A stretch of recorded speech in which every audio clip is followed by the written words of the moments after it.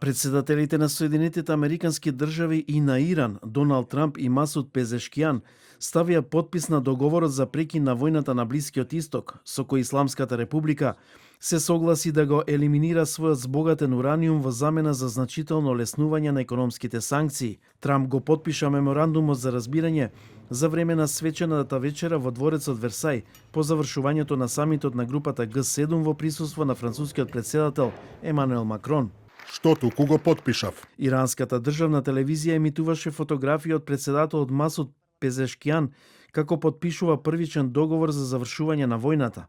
Иранското министерство за надворешни работи потврди дека документот е финализиран со подписите на двајцата председатели и дека Трамп и Пезешкијан го парафирале договорот по електронски пат. Спикерот на иранскиот парламент пак изјави дека знамето на победата се вее во тековните преговори.